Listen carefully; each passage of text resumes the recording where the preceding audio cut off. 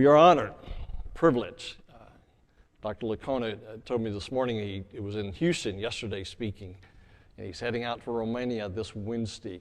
And so he's a busy man, and for him to come be in Houston yesterday and then come back and be here today, we're very honored and blessed to have him. His bio is in the our bulletin, on the front page of our bulletin. No doubt we are honored and privileged to have Dr. Licona back with us today. Would you please help me welcome him? Thank you, Pastor. Thank you, and good morning. Can you hear me? All right, good. No, I appreciate it, and thank you so much, Pastor, for having me, and it's my honor to be here, seriously. I'm just happy and thrilled, and between the two services, I was back in the pastor's office, and wow, he's got a lot of books back there. You know, it is so cool to see a pastor who really studies and takes, you guys must be blessed, really blessed to get a lot of meat here. Well,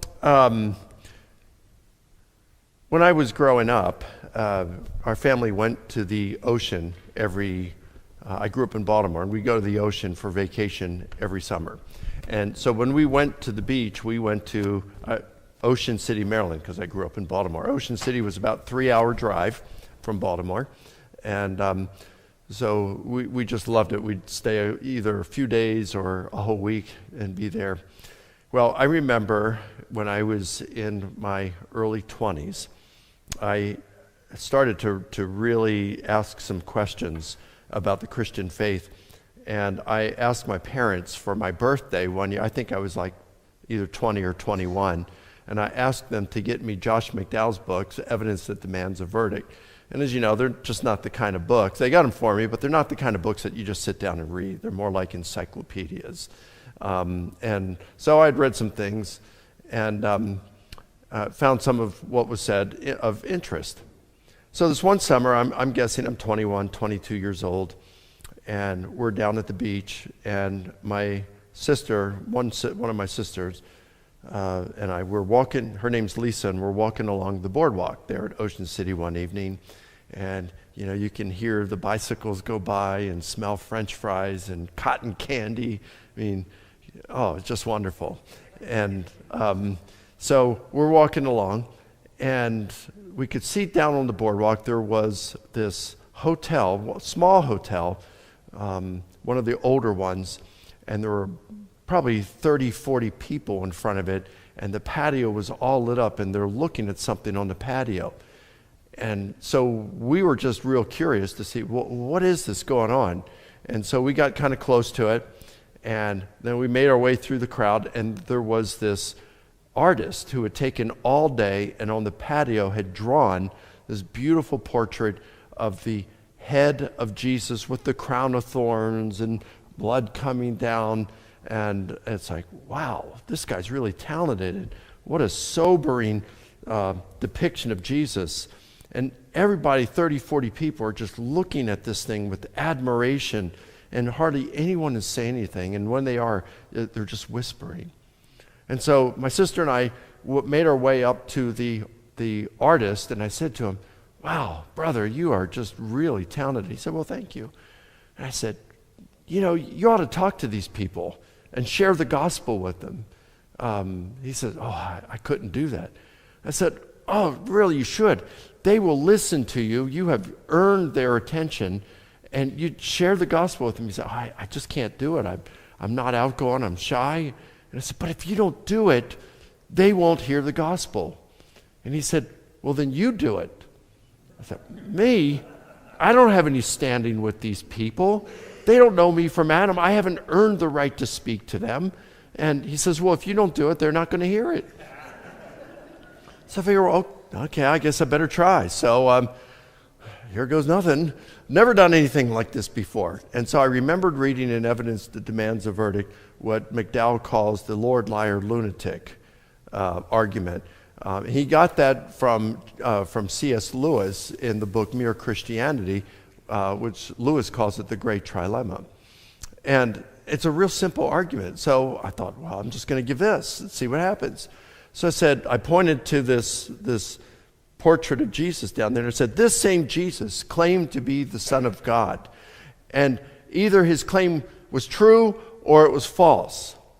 Well, just then, this guy, this young man, comes out on the second floor, no shirt on. He comes out, he's certainly drunk, and he looks at me and he yells, "Shut the F up!" Now what am I going to do, Never had anything like this before. So I just ignored him and I went on. This Jesus, and he walked back in his room, said another thing. This Jesus claimed to be the Son of God. Either his claim was true or it was false. Now, if it was false, he either knew it was false or he believed that it was true. If he knew it was false, then that means he was a liar. If it was false and he really believed it was true, then that meant he was a lunatic. Well, a lot of people would say, well, Jesus is a good person. He couldn't have been a liar or a lunatic, but he was just a good person. Well, no, that's not an option there. He could have been a good person, but he wasn't a good person if he was a liar. And if he was a lunatic, he might have been a good person, but he's still a lunatic. The other option is that Jesus claimed to be the Son of God, and he is. And that gives us something to think about in terms of our lives. Thank you for allowing me to share this with you. And the artist said, "Man, that was great." I said, "Well, thanks for prodding me to do it." And my sister and I continued to walk on down the boardwalk. Well, the beauty in Lewis's argument is its simplicity. It's very simple to give, and it's easy to remember and articulate. And I got thinking later on, what if we could have an argument like this for the resurrection of Jesus? Think about how we could use it. I mean, here it is around Easter time. Suppose you're at work and a bunch of you go out for lunch, and one of your work colleagues says, "Hey, wouldn't it be, you guys, I'm an atheist and you guys are Christians, and I mean no disrespect, but you're celebrating Easter. I just don't understand how you can think here in the 21st century that someone came back from the dead. We don't see it happening today. I mean, this is the scientific age where we have mobile phones. We've walked on the moon. We've got AI. It just seems anti-intellectual to believe someone rose from the dead." And you're thinking to yourself, I know there's evidence for the resurrection of Jesus, but I just don't remember what it is. Well, what if you had an argument for the resurrection that was so simple that right there at lunch you could draw it on a napkin? Could you use something like that? Well, hang with me for the next few minutes, because that's what I'm going to give you. Okay? Let's jump right into this. Well, darn, that's a different intro. All right, well, let me do this too. In 1971, the former Beatle, John Lennon, published the song Imagine, and it would become the #1 hit of Lennon's solo career. Now, the music to Imagine is pleasant to the ear, but the lyrics, let's take a look at them. Imagine there's no heaven, it's easy if you try. No hell below us, above us only sky. Imagine all the people living for today. So, in other words, he's saying there's no heaven, there's no hell. Live your life for today. Imagine there's no countries. It isn't hard to do. Nothing to kill or die for, and no religion, too. Imagine all the people living life in peace. So get rid of your preferred means of government, and whether you're capitalist or communist, you're Republican, Democrat, or Taliban, or free, we can all get along and live in peace. He says, you may say I'm a dreamer. Yeah, but I'm not the only one. I hope someday you'll join us and the world will be as one. Now, these lyrics, as naive as they are, were meant to persuade, as Lennon himself acknowledged. He says this in an interview: the song is anti-religious, anti-nationalistic, anti-conventional, anti-capitalistic. But because it is sugar-coated, it is accepted. Now I understand what you have to do. Put your political message across with a little honey. Now, I want to take up that challenge for a little, and I want to think about this for a moment. Let's imagine there's no heaven, no hell, and that we live life just for today. Now, you probably are aware that Atlanta is one of the human trafficking capitals of the United States. It's between Atlanta and Houston. I want you to imagine a college student, a senior, a girl, and she's engaged to be married a week after graduating, and she's just a few weeks away from graduation now, and she's pretty excited about her future. She's got a nice job all lined up. They're ready to get married, and soon after want to start a family. And she's out, decides after her class to take a jog before dinner. And as she's jogging, a van pulls up. Some guys get out, they grab her, they throw her in the back of the van. They drive her out to a warehouse down in Atlanta where she is gang raped, and then she is confined as a sex slave. For the rest of her life now, all her sole purpose will be to satisfy the sexual desires of others. All of her plans for life that had been in play just 2 hours earlier are forever gone. If God does not exist and this life is all there is, then there's no one to hear her cries. There is no one who is ultimately going to bring the evildoers to justice.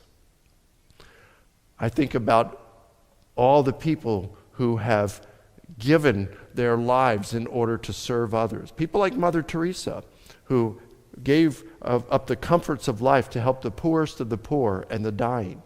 If God does not exist, then goodness will be unrewarded. And then I think about death being final. A few years ago, we had a dog, a beloved dog, Nessie we called her. She was a West Highland Terrier. We had her for 16 and a half years, but she got sick. She just didn't want to eat anymore, and we knew we had to put her down. So as an act of mercy, we took her to the vet, and all the families gathered around, and they put a chemical in her to make her fall asleep. And I had been holding her, and I laid her down on the table, and I was petting her. And then the vet put something else in her to stop her heart. And then he put a stethoscope on her and said, she's gone. And all of us in the room were crying. It's like, it was really tough because we loved that dog loved us. And my wife will tell you, she calls me Spock. She's only seen me cry a handful of times in our 37 years of marriage because, it's my policy that it takes a big man to cry, but it takes an even bigger man to laugh at that man. And so she'll tell me that she saw me cry more over the death of that dog than both of my parents combined. And it's not that I love the dog more than my parents. Nope, not at all. You see, both my parents knew the Lord, and so I have the confidence I'm going to see them again. I have a confidence that they're alive still and just rejoicing in heaven. Maybe the dog is the same way, but I mean, C.S. Lewis believed that our dogs are pets, not cats, but our dogs are going to heaven. So I hope that's the case, but there's no promise. And to think that maybe that dog that we loved and was dog, that its breath was forever gone, never to exist again, it was a crushing blow. And it's like, if that's the way it is with a pet, how much more when we lose a loved one? If God does not exist, then injustices will be unanswered. Injustices go unanswered. Goodness goes unrewarded, and death is final. It is a horrific thought. I sincerely hope it is false. But if Scripture is correct, then it means that God loved us so much that he gave his only Son, that whoever believes in him will not perish but will have eternal life. So, problem here is you can imagine all you want that Christianity's true. Doesn't make it true. You can imagine all you want that atheism is true, and it doesn't make it true. So how do you judge between the two worldviews? Well, in a word, evidence. Evidence. And so why is this important? Well, Jesus said that, and Paul said, if Christ has not been raised, your faith is worthless.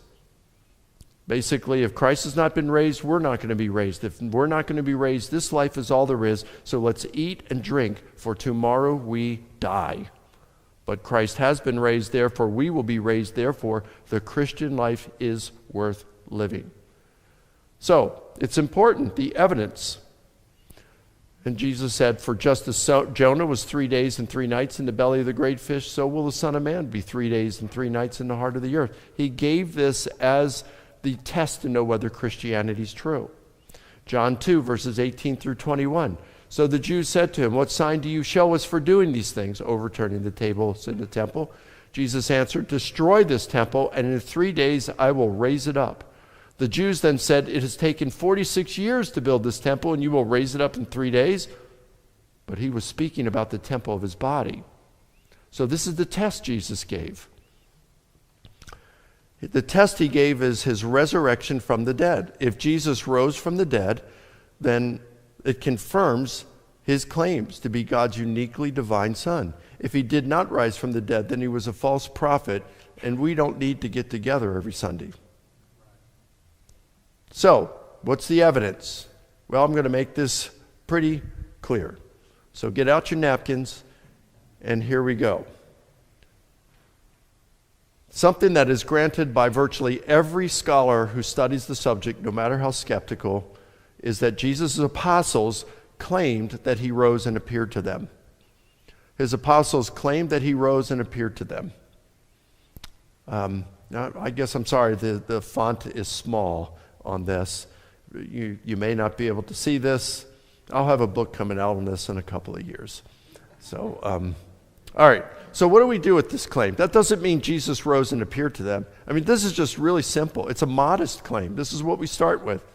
They're just claiming Jesus rose and appeared to them. For all we know, they could have been lying about it. We don't even know that they believed it at this point. All we're saying is that they claimed that he rose and appeared to them. And that is indisputable. Why? Well, we look at Paul. Now, a little information about Paul. We've got 13 letters attributed to Paul in the New Testament. Of those, scholars are unanimous that he wrote 7 of them. Now, just to make things really clean here and simple, I'm only going to appeal to those letters of Paul for which they're undisputedly written by Paul. Undisputedly written by Paul. Okay? So you've got Galatians. In Galatians chapter 1, that was an undisputed letter of Paul. Galatians chapter 1, Paul says that 3 years after his conversion, and he had been out persecuting the church, by the way. In Philippians, he says he's a persecutor of the church. Philippians is an undisputed letter of Paul. Philippians, he says he was persecuting the church. Also in 1 Corinthians 15, he says he's a persecutor of the church. And in the midst of those activities, he has an experience he interprets as the risen Jesus appearing to him. And that experience radically transformed his life from being a persecutor of the church to one of its most able defenders. All right? Now, you can say he was hallucinating or whatever, but he has this experience that transforms his life. Now, he goes from persecutor to proponent of Christianity. In Galatians chapter 1, he says 3 years after his conversion, he goes up to Jerusalem and he spends 15 days with Peter, the lead apostle. And the term he uses for visits is the Greek word hysteresis. What English word do you think we get from that? History. Paul is getting a history about Jesus. He's learning more about Jesus. Yeah, he'd already know some things about Jesus, but because he had to know something about him to think that it was a cult. So he already knew some things, but now he wants to get it firsthand from one of Jesus' 3 closest disciples. Spends 15 days with him. He said he also saw Peter. That's Galatians chapter 1. I'll tell you what, I'll get back to that. And then Galatians chapter 2, he says 14 years later, he goes back up to Jerusalem and he meets with Peter, James, and John. Second time with Peter and James, now John, the son of Zebedee. Peter and John were 2 of Jesus' 3 closest disciples, plus James, the brother of Jesus. How would you like to spend some time with 2 of Jesus' 3 closest disciples and his brother? That'd be pretty cool, wouldn't it? So he's spending time with them, and he says the reason he went up was so that he could run the gospel message past them to ensure he's preaching what they're preaching. And in Galatians 2, he says, they said nothing. They added nothing to what I had to say. They gave me the right hand of fellowship. In other words, fist bump, Paul. You're good, brother. Keep up the good job. So they're saying that Paul is preaching the same gospel message they're preaching. Now, if we're going to be, introspective about this, maybe we could say Paul was lying. We got to look at that possibility. So how would we address that? Well, there were two people who were known to be disciples of Jesus' apostles. A guy named Clement of Rome was a disciple of the apostle Peter. Polycarp was a disciple of the apostle John. So, and these are two of the three that Paul met with, right? So if Paul had been preaching a different gospel than what Peter and John were preaching, we would expect Clement and Polycarp to say some things about Paul that may not have been too flattering. But Clement refers to Paul as the blessed Paul and places him on par with his mentor Peter. And Polycarp says that Paul accurately and reliably taught the message of truth. That is a quote. And then he quotes from Paul's letters and refers to them as part of the sacred scriptures. That's not the kind of things you say about Paul if he was teaching something differently than their mentors, Peter and John. So, Paul's preaching the same gospel message as they're preaching. Now, wouldn't it be awesome if we could find a lost letter of Paul? We know there's some letters of Paul that are lost. 1 Corinthians that we have in our New Testament, we call it 1 Corinthians, but it's actually 2 Corinthians. 1 Corinthians is no longer around. What if we found 1 Corinthians? Or in Colossians it says, read my letter that I wrote to the church in Laodicea. What? What if we found the lost letter of Paul to the church in Laodicea? Wouldn't that be pretty cool? What if he said in that letter, now I understand you guys read my letter to the church at Rome, and there's disputes that have broken out amongst you about what I meant by election and predestination, and I want to resolve that for you in this letter. Wouldn't that be cool? Did that just, okay. So, but what if we found a lost letter of Paul that said, now I want to remind you of the gospel that I preached to you. Oh, wouldn't that be cool? But we don't need that, because my brother here read that text out of 1 Corinthians this morning. 1 Corinthians chapter 15, verse 1. Now I want to remind you of the gospel message I preached to you. So here we are. We're going to get from Paul an outline of the gospel message he and the Jerusalem apostles had been preaching.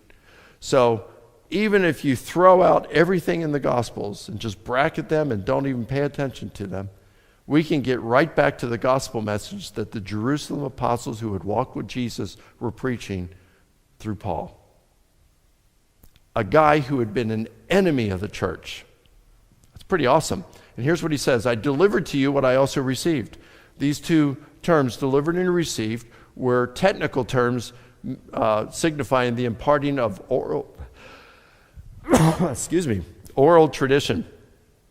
And so he's passing along to them what he had received from the Jerusalem apostles.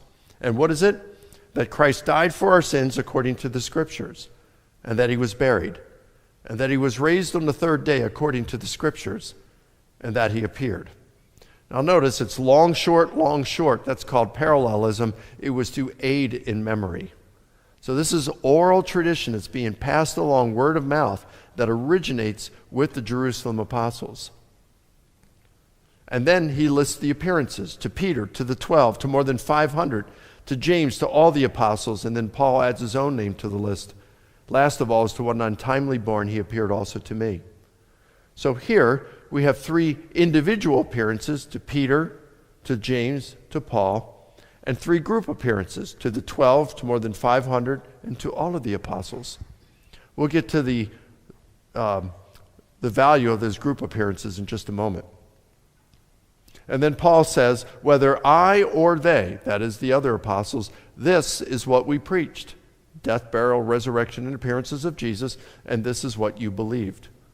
Pretty cool that we can get right back to what the Jerusalem apostles were proclaiming. So, we know from Paul, he's our source here. Of course, you can get it from the Gospels too, but undisputedly, Paul, through him, we know that the apostles were claiming Jesus rose and appeared to them. Undisputed. Now, what do we do with that? Well, two options. Oh, there's more stuff here. I'm going to move on. So he either appeared or he did not appear. It's one of the two. Can you think of another option? There are no other. He either appeared to them or he did not appear. Let's focus on he did not appear. That leaves us with the option they either knew that he did not appear or they did not know that he really appeared, that he did not appear to them. So let's go with they knew that he did not appear to them. So they claimed Jesus appeared to them. He did not appear to them. They knew he didn't appear to them.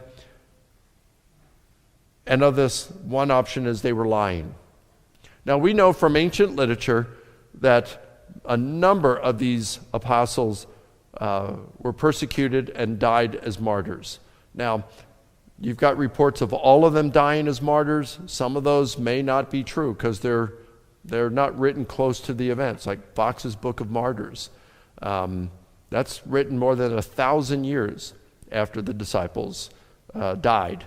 And so some of those stories might be fictitious. We just don't know. We look for multiple independent accounts. We look for early accounts. We do know for sure that Peter, James, and Paul died as martyrs. And we know that all of the disciples suffered persecution for their gospel proclamation. So whether they died or not almost becomes irrelevant, because let's say that some terrorists come into this church one Sunday, and they come up to the pastor and they say, "Deny Christ or die."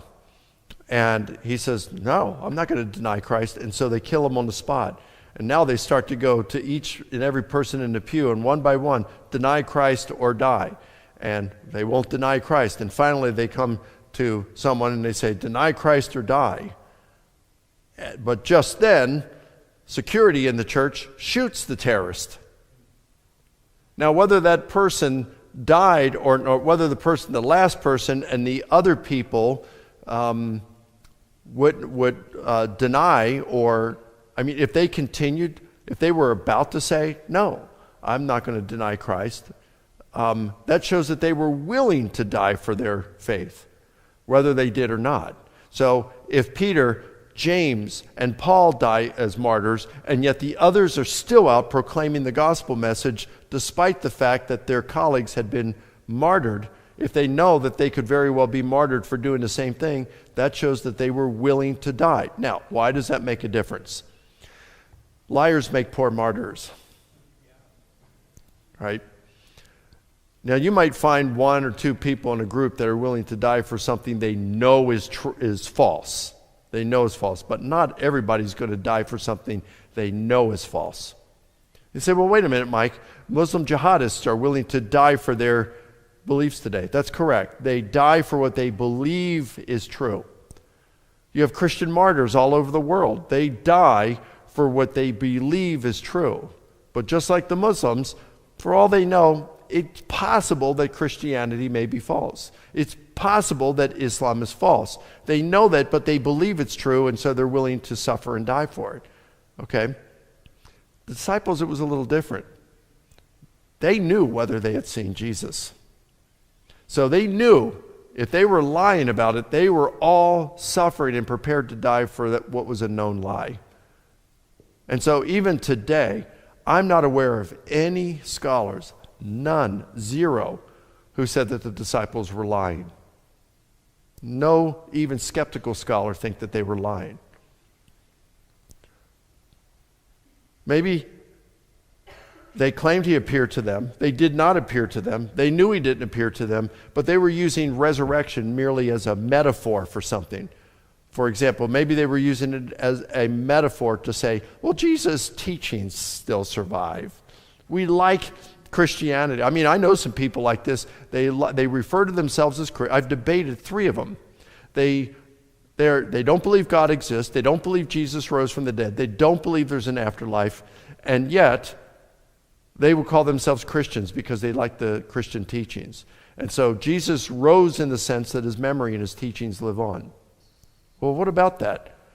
Well, would the disciples have continued to follow him? What about Paul? Would Paul have continued? You know what? I've been persecuting these Christians because I believe that they're a cult that is an abomination in the eyes of God. But gosh, this metaphor of resurrection Peter came up with, I just love it. I think I'm going to give up my soul just so I can follow this metaphor. No. Another metaphor is to say, well, they said Jesus was resurrected because he was a Jewish martyr and God had exalted him in heaven just like he had other Jewish martyrs. And Jesus is just the last person to step in that long line of Jewish martyrs that God has exalted into heaven. Well, no. 1 Corinthians 15, verse 20, Christ is the first fruits of those who sleep. He's the first to be raised from the dead with the resurrection body. That's not, they weren't using it as a metaphor in that sense. So that doesn't work. Well, how about they claim Jesus rose, he did not rise and appear. They did not know that he did not appear. They really believed it because it was a hallucination. Let's focus on hallucinations. Hallucinations are false sensory perceptions. You believe you're perceiving something that's not really there. So in that sense, they're like dreams. So I couldn't have a dream that I'm in Hawaii, wake up my wife and say, honey, I'm having a dream I'm in Hawaii. Go back to sleep. Join me in my dream. Let's have a free vacation. Right? Can't do that. And even if she went back to sleep and dreamt she was in Hawaii, it wouldn't be the same dream I was having. Now think about this. If I gave all of you a sleeping pill and said, let's go to sleep and let's all dream we're in Hawaii, not all of us would dream we're in Hawaii. And those of us who did dream we're in Hawaii, when we woke up and told each other what the dream was like, it wouldn't be the same dream, would it? Same thing with hallucinations. You can't have the same hallucination simultaneously as a group. So hallucinations don't work that way. And you've got these three group appearances. He appeared to the 12. He appeared to more than 500 at one time. And Paul adds most of them remain alive, although some have died. In other words, you can ask some of these. They're still around in Jerusalem today. You can ask them and they'll tell you about their experience. And hallucinations don't account for the appearance to Paul. Paul believed Jesus was a failed Messiah and a false prophet. So Jesus would have been the last person in the universe that Paul would have expected to see or wanted to see. Hallucinations don't account for an empty tomb. Hallucinations don't account for their beliefs that Jesus had been raised physically, bodily from the dead. If it was a hallucination, they would have thought Jesus was raised spiritually. So hallucination hypothesis just doesn't work. Well, they claimed he appeared to them. He did not appear to them. They did not know that he did not appear to them. They really believed it. And that's because Jesus had an identical twin who was separated at birth. And when Jesus died, this identical twin showed up and said, hey, let's have some fun with this. Now, there was a guy named Greg Cavan. I debated him a few years ago in California. He's an atheist philosophy professor. And in the 1990s, he had looked at this evidence for the resurrection. He says, hallucinations doesn't work, lies don't work, legend doesn't work. None of this really works. He says, the only option that's left, we know that they claimed that Jesus rose and appeared to them. We know they truly believed it. How do we account for that? Well, the only reason we'll account is that Jesus had an identical twin. Now, anybody in here an identical twin? Is there anyone in here who's an identical twin? Nobody. Okay. I've probably met 50, 60 people or so who are identical twins, and I asked them about this. I said, can your parents tell the difference between you? Oh, yes. Can you ever fool them? Yeah, if we're just kind of like one of us is just sitting there and not saying anything or doing anything, we can fool them. But if we start talking, they can tell a difference in our voice. I said, what about your friends? No, same thing. If we've had friends for a while, they can easily tell the difference, unless we're not doing or saying anything. But as soon as we really start getting around and fellowshipping with them, they can tell a difference. And same thing, Jesus had been with these disciples for 1.5 to 3 years. They would have been able to tell the difference. Okay.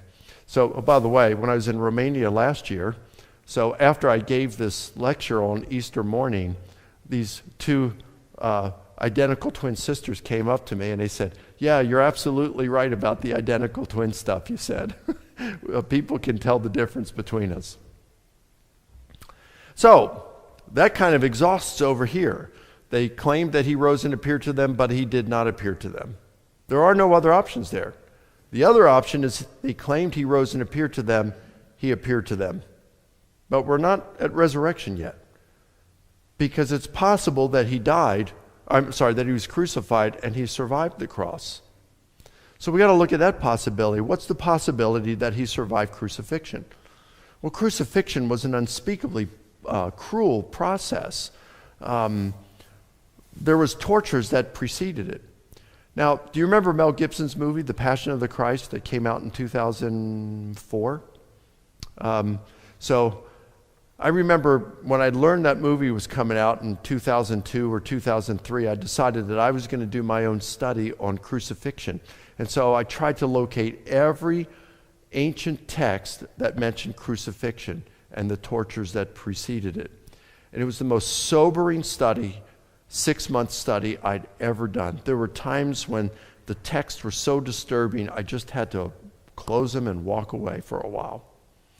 I'm not going to get into all the specifics, but they would torture people usually before crucifixion and torture them brutally in a lot of cases.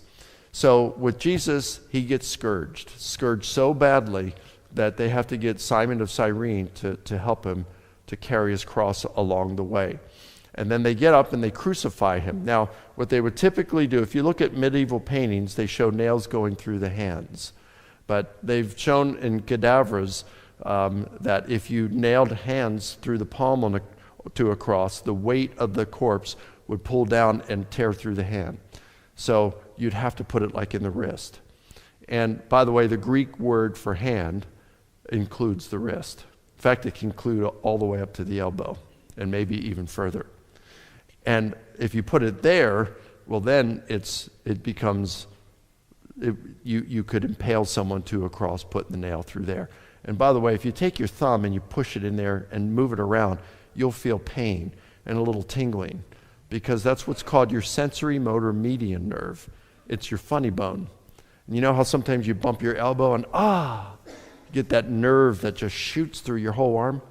Well, imagine a nail going through and touching that nerve. And now you're on the cross, and every time you even move your wrist a little bit, it rubs up against that funny bone, and pain shoots through your arm. And then they would nail the feet to the cross. There was no pedal there, like thing that you would put your feet on. And they would just put one foot over the other and nail them directly to the cross, or they would straddle your legs on each side of the cross and then nail your foot to each side of the cross. And now you'd be in this situation where it was really difficult to breathe. And in order to take the weight off of your feet where the nails are, you would hang down by the nails on your hands. But when you're in this downstretched position, it became very difficult to breathe. Breathing would be very shallow. It would be easy to inhale, but difficult to exhale. So you would have this buildup of carbon dioxide in your body, and unless you got rid of that, your body would go into some painful convulsions. So you would push up on your pierced feet, exhale, and then go down and have shallow breathing for a while, and then you have to get rid of that carbon dioxide. You push up and pull with your hands and exhale that excess carbon dioxide and then go down again. The reason they would break your legs, if they wanted to expedite death, was so that you couldn't push up anymore and you were too tired, too exhausted to pull up, and you would have those convulsions and then die. It would be to expedite your death. So, it was a cruel process. There are only 2 accounts in antiquity of someone surviving crucifixion, and in both cases the person was removed intentionally from the cross and provided medical care. There's no evidence whatsoever that Jesus was removed prematurely or that he was provided any medical care whatsoever. So whereas anyone can posit a possibility, historians at least have to go with probabilities. And the fact that we don't have a scrap of evidence to suggest that Jesus was removed alive, the historian has to go with the conclusion that Jesus was crucified and died as a result. That leaves us with only one other possibility. The disciples claimed that he rose and appeared to them. He appeared to them. He died, and he rose from the dead. That is the only option that works. And this is pretty exciting because it means that what we've over the years have typically believed to be true, we've believed to be true because of Scripture. There's good historical reasons for believing that Jesus actually rose from the dead. And there are no plausible natural alternatives to it. There are no other options. I mean, you can look at this, and this is based mainly on this fact right here. Jesus' disciples claimed he rose and appeared to them, which is an undisputed fact. Once you get this fact, the rest all follows from it. I know that these are more options than the C.S. Lewis argument, the great trilemma argument, but it's actually a little stronger because the C.S. Lewis argument that Jesus claimed to be the Son of God, that is disputed among scholars. Now, I think that there is really good evidence that Jesus claimed to be the Son of God, but it's still a disputed fact. This one is undisputed, that Jesus' disciples claimed that he rose and appeared to them. It's undisputed.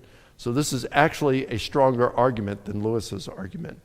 And just once you get this, again, everything flows naturally. It just follows. And the only option there is that Jesus rose from the dead. And if Jesus rose from the dead, it means that injustices will be answered. Goodness will be rewarded. And death is not final. So I took the liberty to rewrite John Lennon's lyrics. Imagine there's a heaven. It's easy if you try, where God will meet us and wipe every tear dry. Imagine all the people living in harmony. Imagine there are no tyrants. It isn't hard to do. No one threatening to harm us, and no poverty too. Imagine all the people living life in peace. You may say I'm a dreamer, but I'm not the only one. I hope someday you'll join us and worship God's holy Son. I hope this has been encouraging to you. Now, I hope this has been encouraging to you because, we go through some difficult times in life. We have health challenges, we have problems with family, problems with their job. I'm sure that right now there's some of you that are you got some real problems going on right now. But Jesus' resurrection gives us hope because it means that God truly loves us. It means that we do have a future with God. And as much as we might get stressed over our own personal circumstances, and this being election year, as much as we might get distressed over some of these things, look, our primary citizenship is in heaven. This life is relatively brief. It's relatively brief. And 3 seconds in heaven, and it doesn't matter how difficult life was here. I mean, just imagine being in heaven. You're there in heaven. You've just been there for 3 seconds. Nothing, no bad thing that has ever happened to you in this life will matter. It will all be forgotten, and everything will be worth it, worth the journey. So, I think we have a couple minutes. I'd like to take some questions if you have any.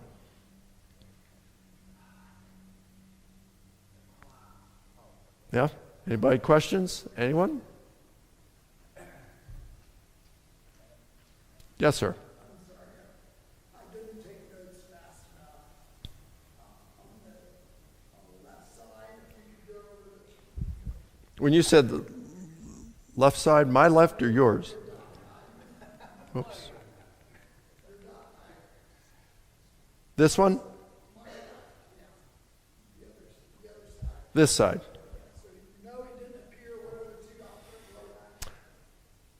They knew he did not appear. They did not know. Anyone else? What would you think if we took your version of Imagine and put some tune to it, and that would be a good one to sing. Yeah, that's fine. Feel free. I haven't copyrighted it. Maybe I should. Anybody else? Yes, sir. You mentioned that you go out and have dinner with the skeptics right before you debate them at times. Yeah, I have. So you form relationships with these people. I try to. What are the most compelling arguments that they bring? How do those debates go? You know, the longer I do this, the less compelling their arguments may seem to me. So maybe that's unfair to ask me on that. The first time I hear an argument, maybe the second time, if I've never considered it before, it may at that point sound compelling. But then once I get to think about it, it's like, it's not that good.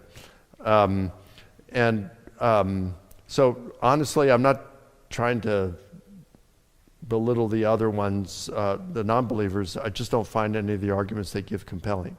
If I were a non-believer, I think what I would take is I'd say, well, yep, there's some evidence for the resurrection of Jesus, but it's not enough evidence to convince me. I think that's where I would go with it. It's not enough evidence to convince me. But I just don't think and that's why today, most skeptics who are arguing against the resurrection, they don't say hallucinations anymore. They don't say metaphor or legend or lies. They say, well, I'm not saying Jesus didn't rise from the dead. What I'm saying is that as a historian, you can't show that he did, because historians don't have the tools to be able to detect God. Just like scientists don't either. But to that, I would say, well, if there was a comet that slammed into the moon, and when the lunar dust settles, it says Jesus is Lord in Hebrew and in Greek, well, as a scientist, I'd look at that. I don't have the tools. My scientific tools don't allow me to detect God. But I could say, well, the event happened. I just can't say how, who created it or what was the cause behind it. I can't affirm God did it. Maybe I could still believe God did it, but I can't, as a scientist, affirm that God did it. I don't have the tools for it. But I don't deny the event. So skeptical scholars are saying, well, you can't even say Jesus rose. Well, I'd say, yeah, if the evidence is there, you can say Jesus rose. At most, you just couldn't say God did it. You just have to leave the cause of the event undetermined. So that's the main argument that they're giving today, which shows that they understand the alternative natural hypotheses aren't doing that well. Yes, sir. Have you ever converted a skeptic that you debated? No, not that I've debated. But there have been plenty of people that I've heard from who have watched my debates who have become a Christian. In fact, there was one guy when I was at that a panel discussion. I'm sorry, sometimes because I'm lecturing at different places, I don't know if I've said this to you or whether I said it yesterday or another occasion. Did I mention about the panel discussion I had with Bart Ehrman up in Chicago? Did I say that today or last week? Well, I won't get into specifics, but I had this panel discussion with Ehrman in Chicago in 2019, and oh gosh, now I'd lost track of, what was your question? Oh, yeah. Okay, so during that, this skeptic comes up to me, and he says, hey, Doc, I used to be a militant atheist, and I'd go online and trying to deconvert and convince Christians to leave the Christian faith. He said, I watched your debate with Matt Dillahunty, and he was my hero. And he said, I really thought you won that debate. I became a Christian as a result, and now I'm trying to go back to the atheist, and I'm using the arguments you used in that debate to argue for the truth of Christianity. So, I could give you several stories of people who have become Christians as a result of watching a debate. Just a comment. I think one of the strong things about your book is addressing the legend factor. I know C.S. Lewis has said that he didn't think it was a legend because he had been reading wasn't that. I think your stuff is a stronger argument for that. It's kind of strengthened my faith. Yeah, well, thank you. He said, for those online, that he thought my argument for that Jesus wasn't a legend, the resurrection wasn't a legend, that was really strong, he found. Okay. Yeah, we should. Oh, one more question. Anybody? One more question? We got one more minute. Yes, ma'am. So, you said something about it's not from hallucination, correct? That's correct. But would it be possible that maybe one disciple had a hallucination and he shared it with the rest of the disciples, and they all heard that word and believed it, and they shared that as if they all had the same vision? Yeah, well, okay, so could one of the disciples, let's say Peter, he's feeling guilty for denying Jesus, and so he experiences a visual hallucination of the risen Jesus, and then he tells others about it, and then they think that they all saw the risen Jesus. That still becomes problematic. You still have the same problem because it requires group appearances. All of them, 100% of them are going to be are then going to have hallucinations simultaneously, and that those are going to be of the same nature. They all thought they saw the same thing. Okay. If one person saw it and he shared that, and they believed that one person had seen it. Oh, okay. So they believe the one person in our hypothetical scenario here, Peter saw it, and they claimed that Jesus rose. Still got the problem because they all said they saw Jesus. He appeared to the 12. He appeared to all of the apostles. And then you got the problem with Paul. Paul's another one, but he's a skeptic. He's a persecutor of the church. He's not a candidate for a hallucination because he's not grieving Jesus' death. So the task of the historian is to take our known facts, those known facts, and you have to be able to account for all of them. Now, if we only had an account of one of the disciples saying Jesus rose from the dead, then the rest believe that Jesus rose from the dead, then that would be different. And I'd say probably hallucinations would be a better hypothesis than to say Jesus rose. So back in the late first century, you have a philosopher named Apollonius of Tyana, and he dies at the end of the first century. There are varying accounts, discrepancies amongst the accounts of his death. And Philostratus, around 125 years later, so we're talking into the 3rd century, he writes a biography of Apollonius of Tyana. And he says that after Apollonius' death, sometime after his death, we don't know if these are eyewitness disciples of Apollonius or later followers, but let's just say they're the original followers because Philostratus is reporting an early event. He doesn't say it was, but let's just assume it was. They're all gathered together, and one of the disciples fell asleep, and he had a dream that Apollonius appeared to him, and he woke up and he mentioned, I saw him, he appeared to me, but no one else saw him. Well, I'd say that was just a dream or a hallucination. I think that's the best explanation for that. But that's different than what we have for Jesus' disciples. They're claiming as groups they saw it, and then you got Paul, the skeptic, who believes that he saw him as well. And it's not just one group appearance, it's a minimum of 3, and there are multiple times that he appears. So I think the better explanation is the resurrection then.